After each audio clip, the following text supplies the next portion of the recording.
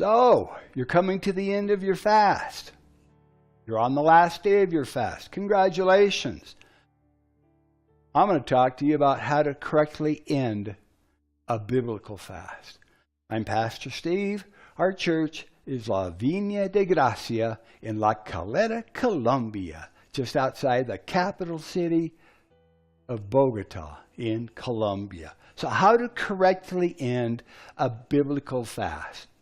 You've been following with us, and we're coming to the end of our 40-day declared time of prayer and fasting. Our campaign is called Declaring War in the Heavenlies and Victory on the Earth. And we are ending our biblical fast in the next few days. So you've been following with us. Let me give you some practical tips that I have learned over the years.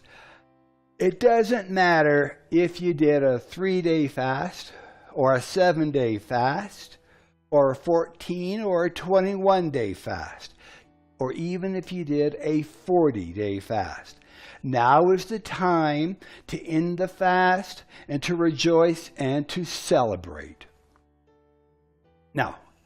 Now that you've done this, start watching the blessings and rewards and answers to your prayers to start overtaking you and those that you have been praying and fasting for. Fasting is a marathon, not a sprint. But isn't it amazing how quickly the time has gone by? So if you've been on a full fast, let's talk about how to physically end a fast.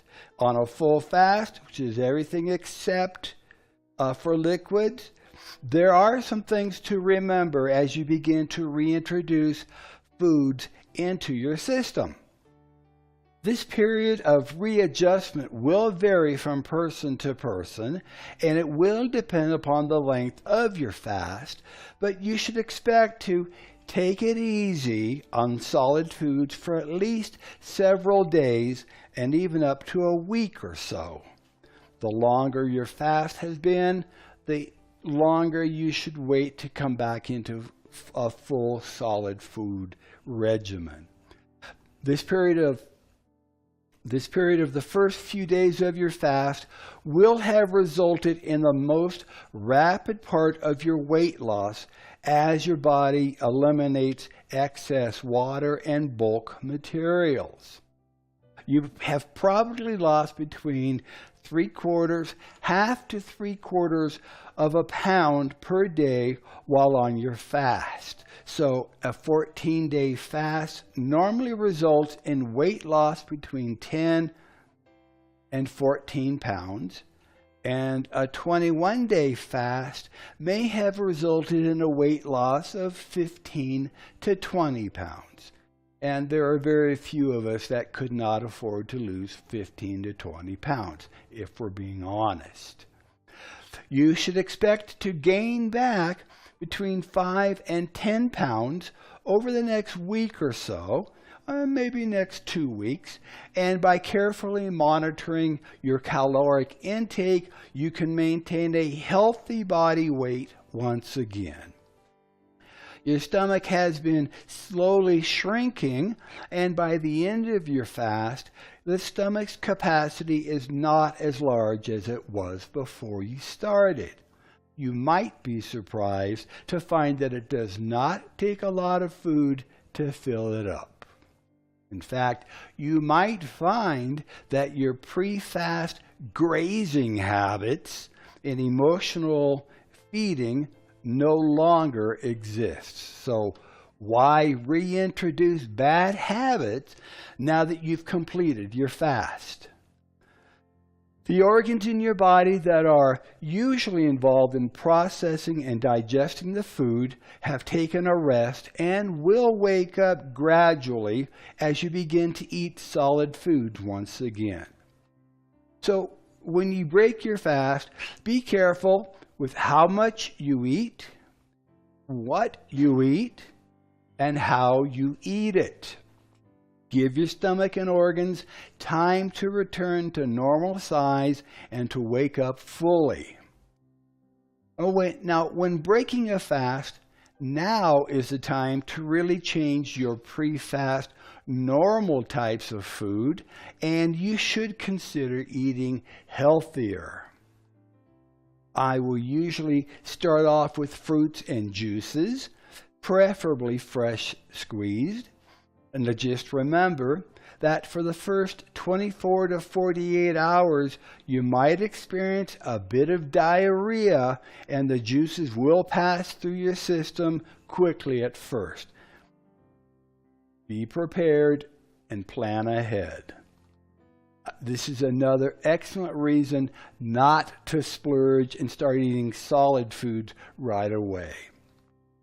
Try drinking the juices and eating the fruit and vegetables every 3 to 4 hours, which allows your system to readjust more easily.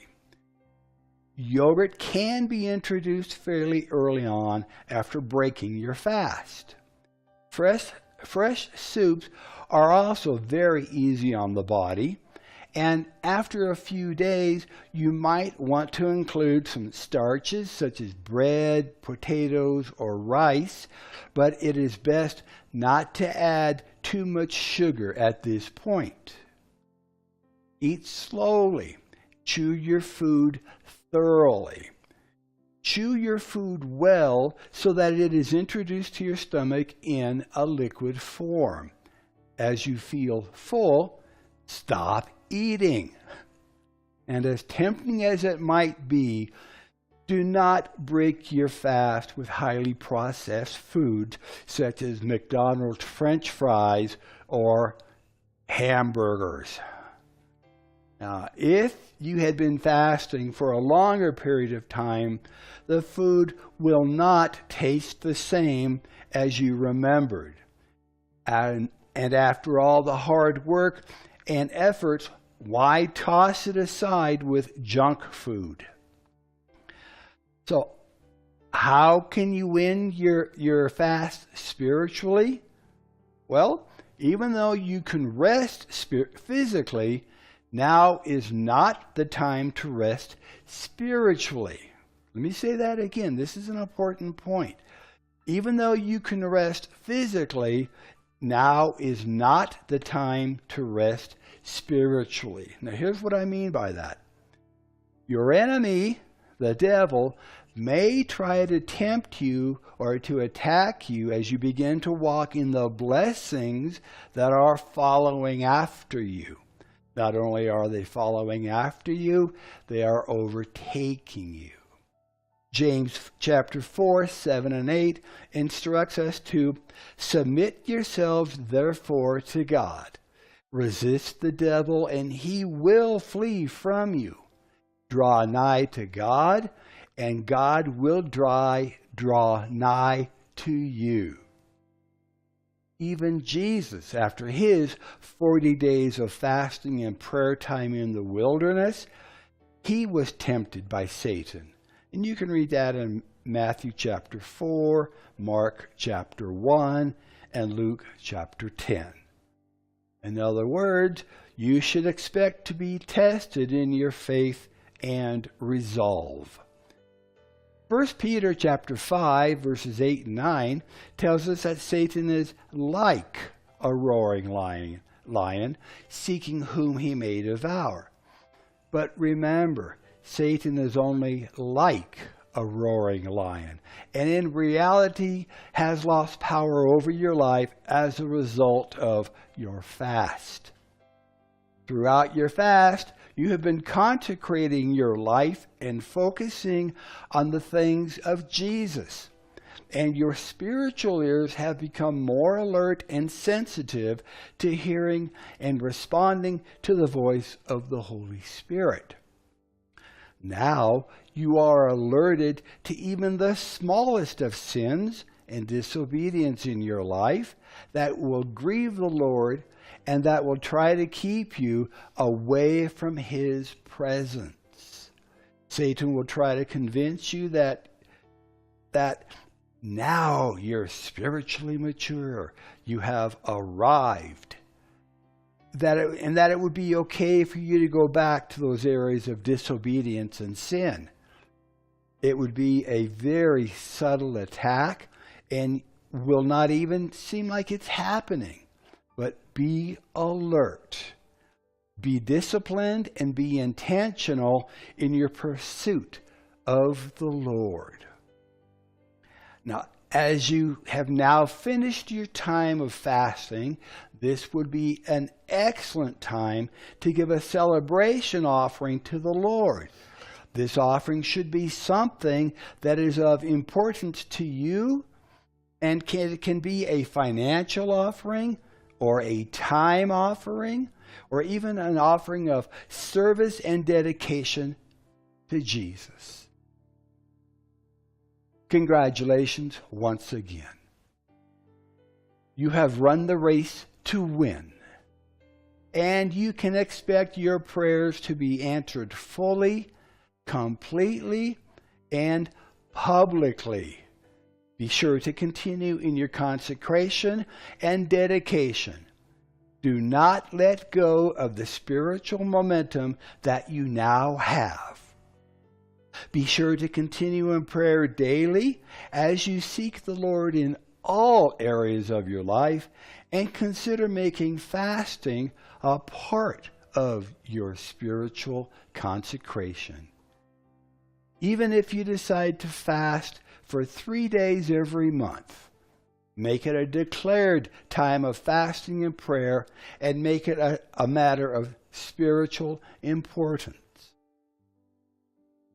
May the Lord continue to bless you, to protect you, to prosper you as you continue to follow hard after Him. I'm Pastor Steve, and we'll see you next time. God bless you.